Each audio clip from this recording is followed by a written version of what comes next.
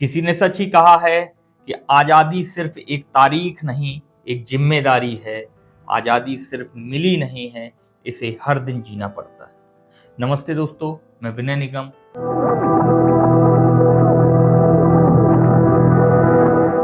आज की कहानी एक शहीद की है। जिन्होंने हमें भेजी है, उन्होंने लिखा है कि दिल्ली की सकरी गलियों में एक पुराना सा मकान था, जिसकी दीवारों पर समय के निशान थे। वर्षों पुराना, लेकिन उस घर में अब भी जीवन की गहरी खुशबू थी। वहीं रहते थे 22 साल के आदित्य, जो दिल्ली यूनिवर्सिटी का छात्र था। 14 अगस्त की रात कॉलेज की छुट्टियों में वह अपने दादाजी का कमरा साफ करने के लिए गया। कमरा पुरानी लकड़ी की खुशबू और इतिहास की सांसों से भरा था। एक कोने में रखी एक बड़ी लकड़ी की अलमारी में उसकी नजर पड़ी। अलमारी पर मोटी धूल जमी थी, जैसे वर्षों से किसी ने इसे खोला ना हो। आदित्य ने धीरे से अलमारी खोली। अंदर किताबों, पुराने खतों और पीले पड़ चुके अखबारों का ढेर था, लेकिन सबसे ऊपर पड़ी थी एक पुरानी हल्की सी कपड़े की गठरी। उसने गठरी को खोला तो उसमें से एक छोटा सा तिरंगे का टुकड़ा निकला, जिसके एक कोने पर गाढ़ा रंग का लाल दाग लगा हुआ था। आदित्य चौंका और दादाजी से पूछने लगा, दादाजी ये क्या है? दादाजी, जो पास की कुर्सी में बैठे थे, अचानक गंभीर हो गए। उनकी आंखों में गहराई थी, जैसे किसी ने अतीत का द्वार खोल दिया। उन्होंने धीमे स्वर में कहा, बेटा, ये तिरंगे का टुकड़ा मेरे भाई रामलाल का है और ये लाल दाग उसके खून का है। दादाजी की आवाज भर गई। सन 1942 अगस्त का महीना था। राष्ट्रपिता महात्मा गांधी ने भारत छोड़ो आंदोलन का आह्वान किया था। उस समय देश के हर कोने में आजादी की चिंगारी धधक रही थी। तुम्हारे ताऊजी रामलाल तब महज 19 वर्ष के थे। पढ़ाई में तेज, लेकिन दिल में केवल एक सपना, आजाद भारत का। हमारा गांव उत्तर प्रदेश में था। वहां अंग्रेजों की सत्ता सख्त थी। हर जगह पुलिस की चौकियां, हथियारबंद सैनिक और डर का माहौल। लेकिन डर के पीछे छिपा था लोगों का गुस्सा।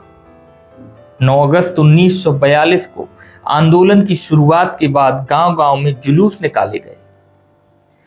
ताऊजी को स्थानीय क्रांतिकारियों ने संदेश भेजा, कल गांव के चौराहे पर बड़ा जुलूस होगा, अंग्रेजी हुकूमत के खिलाफ।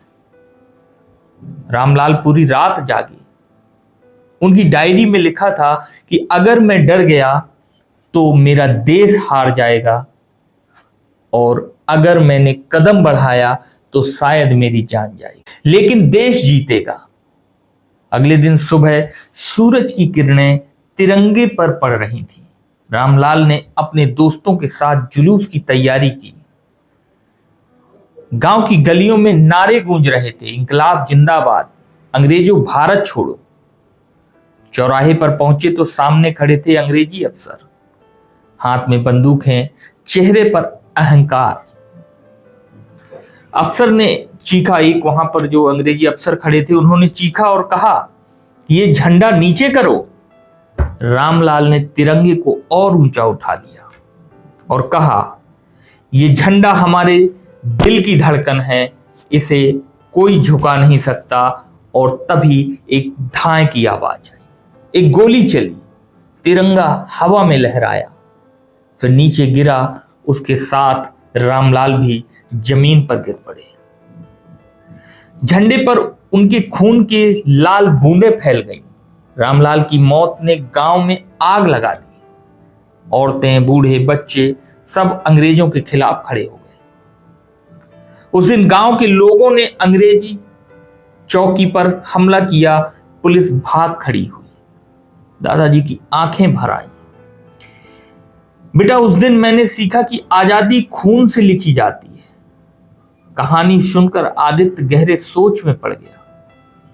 उसने सोचा कि मैं 22 साल का हूं और अपना ज्यादातर समय सोशल मीडिया, गेम्स और दोस्तों के साथ मौज मस्ती में बिताता हूं, जबकि मेरे ताऊ जी ने 19 साल में जान दे दी थी और मैं क्या कर रहा।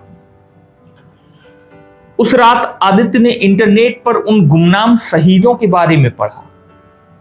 भगत सिंह, राजगुरु, सुखदेव, खुदीराम बोस, प्रीतिलता वादेदार और हजारों ऐसे नाम जिन्हें किताबों में भी स्थान नहीं मिला। आदित्य को एहसास हुआ कि आज का भारत अंग्रेजों से आजाद है, लेकिन नई जंग चल रही है, जैसे भ्रष्टाचार, बेरोजगारी, जातिवाद और भेदभाव, प्रदूषण और जलवायु संकट, सोशल मीडिया की लत और मानसिक गुलामी। उसे लगा कि अगर इन लड़ाइयों को नहीं लड़ा गया तो हम रामलाल जैसे शहीदों की कुर्बानी के साथ धोखा करेंगे। 15 अगस्त की सुबह कॉलेज में झंडारोहण हुआ। प्रिंसिपल ने आदित्य को भाषण देने के लिए बुलाया।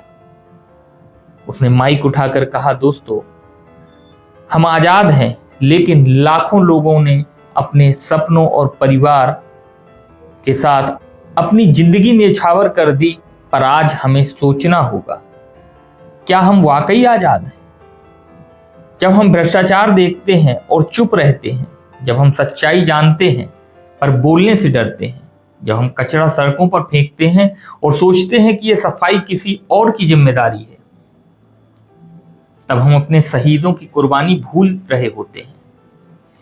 आज की क्रांति यही है, ईमानदार बनना, मेहनत करना, अपने देश को साफ और सुरक्षित रखना।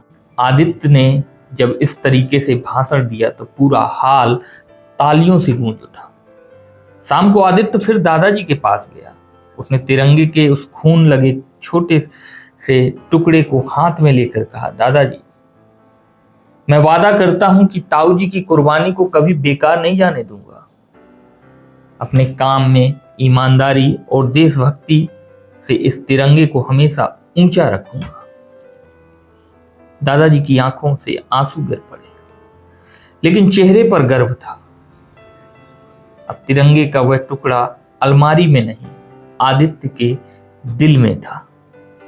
अगले कुछ महीनों में आदित्य ने कई छोटे छोटे काम शुरू किए, जैसे कॉलेजों में प्लास्टिक फ्री कैंपस अभियान, गरीब बच्चों के लिए मुफ्त ट्यूशन, एक ब्लॉग जिसमें गुमनाम स्वतंत्रता सेनानियों की कहानियां थीं। धीरे धीरे लोग जुड़ते गए और एक छोटी सी आधुनिक क्रांति बनकर खड़ी हो गई। दोस्तों, कहानी बहुत छोटी है, लेकिन इसका सार हमें यह सिखाता है कि आजादी सिर्फ एक तारीख नहीं, यह एक जिम्मेदारी है। अपने काम में ईमानदारी, समाज के प्रति संवेदनशीलता, गलत के खिलाफ खड़ा होना, देश की प्राकृतिक और सांस्कृतिक धरोहर की रक्षा करना, ये हमारी महती जिम्मेदारी है। किसी ने कहा है कि आजादी सिर्फ मिली नहीं है, इसे हर दिन जीना पड़ता है, कर्म, साहस और सच्चाई के साथ। एक बार फिर वही, अगर आप कुछ अच्छा सुन रहे हैं तो विनय निगम स्टोरी पर सुन रहे हैं। वीडियो पसंद आया हो तो चैनल को लाइक करें, शेयर करें और चैनल को सब्सक्राइब करें।